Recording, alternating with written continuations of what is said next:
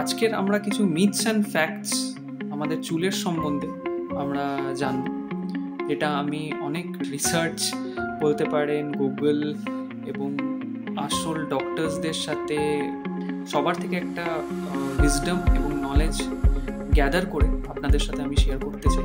Hello everyone, আজকের আমরা কিছু মিথস অ্যান্ড ফ্যাক্টস আমাদের চুলের সম্বন্ধে আমরা জানব, যেটা আমি অনেক রিসার্চ বলতে পারেন, গুগল এবং আসল ডক্টরসদের সাথে যারা রিয়েলি হেয়ার নিয়ে কাজ করে সবার থেকে একটা উইজডম এবং নলেজ গ্যাদার করে আপনাদের সাথে আমি শেয়ার করতে চাই। কারণ আমরা ছোটোবেলার থেকে বিভিন্ন টোটকা, বিভিন্ন বিশ্বাসের ওপর আমরা চুলের ওপর করি এবং তার ফলে হয়তো আমাদের কিছুটা লাভও হয় আর এবং কিছুটা হিতে বিপরীত, এবং অনেক জিনিস আছে আমরা যেটা জানি না, সেইটার জন্য আমাদের চুল কিন্তু এফেক্টেড হয়। তো আসুন আমি প্রথমে কিছু চুলের মিথসের ব্যাপারে আপনাদের জানাই। যেমন আমরা জানি যে ওয়াশিং হেয়ার মানে চুল বেশি ভেজালে আমাদের হেয়ার ফল হয় না, এটা কিন্তু ভুল। রাদার আমি বলবো যে চুল বেশি ময়েস্টি রাখলে বা চুল বেশি ভেজানো হলে তার ফলে যেটা হয় যে আমাদের হেয়ার ফলিকলসে তার পিএইচ লেভেল কিন্তু নষ্ট হয়ে যায়, যার ফলে কিন্তু হেয়ার ফল হতে পারে। অথবা আমরা যারা হেলমেট পরি বাইক চালাবার সময় তাদের কিন্তু ঘামটা হয় এবং ঘামটা বসে যাওয়ার ফলে কিন্তু আমাদের হিতে বিপরীত হতে পারে। সেকেন্ড মিথ যেটা হচ্ছে সেটা হচ্ছে যে শ্যাম্পু, বিভিন্ন সময়ে আমরা বেশি শ্যাম্পু করলে আমরা জানি যে সেখানটায় আমাদের চুল নাকি পড়ে যেতে পারে। আবার অনেকে বলে শ্যাম্পু না করলে আমাদের চুল পড়ে যাবে। দুটোই কিন্তু ভুল।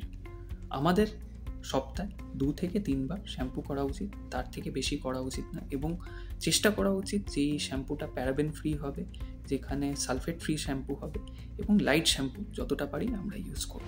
আমরা সবসময় ভাবি যে চুল কাটলে আমাদের চুল ট্রিম বা কাট করলে সেখানে নাকি আমাদের সব হেয়ার গ্রোথের ওপর সেইটা নাকি ডিপেন্ড করে, কিন্তু আসলে এটা কিচ্ছু না, এটা একটা ভুল কথা, it's a myth. Hair die আমরা চুলে কালার করলে ডাইরেক্টলি কিন্তু হেয়ার ফল হয় না, কিন্তু আমরা চেষ্টা করি যতটা কেমিক্যাল ফ্রি করবার। হ্যাঁ, চুলের কোয়ালিটি কিন্তু খারাপ করে দিতে পারে, কিন্তু হেয়ার ফল কিছুতে হয় না। এক্সেসিভ কেমিক্যাল এক্সপোজার কিন্তু করে। সেম হচ্ছে প্রেগনেন্সিতে এবং শরীর খারাপে যেই হেয়ার ফলটা হয়, অথবা বর্ষাকালে আমরা দেখি আমাদের চুল পড়ে, সেইটা যেটা হয় দ্যাট ইজ টেম্পোরারি।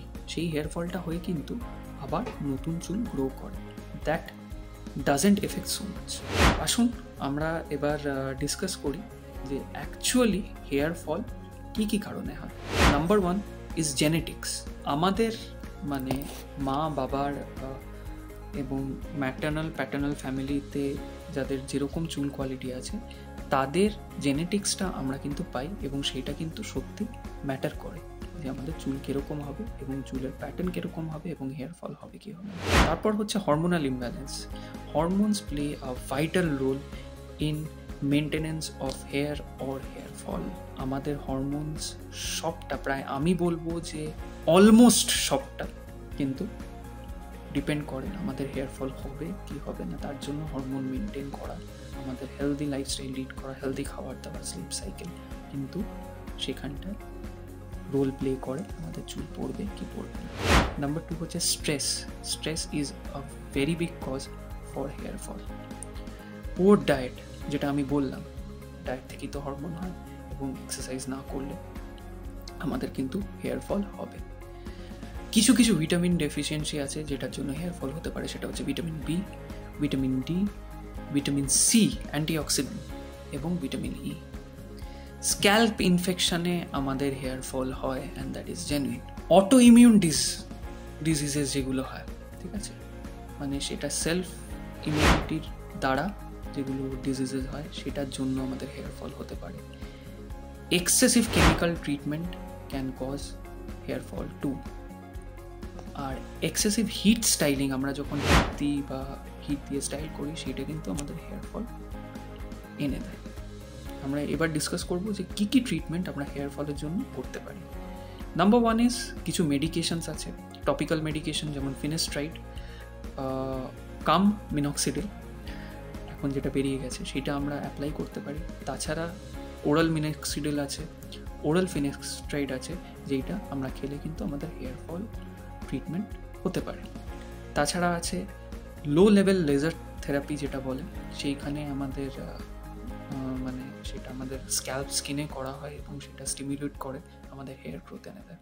তাছাড়া প্ল্যাটেলেট রিচ প্লাজমা থেরাপি, PRP যেটা বলে, সেটার বিভিন্ন এখন মানে ক্যাটাগরিজ হয়ে গেছে। সেইটা আমাদের ইনজেক্ট করে নিজেদের রক্ত বার করি, সেখান থেকে কিন্তু আমাদের ট্রিটমেন্টটা করা হয়। এটা কিন্তু আমাদের জন্য খুব খুব উপকারী। এছাড়া তো হেয়ার ট্রান্সপ্ল্যান্ট যেটা আছে সেটাও আমাদের ট্রিটমেন্ট করিয়ে দেয়।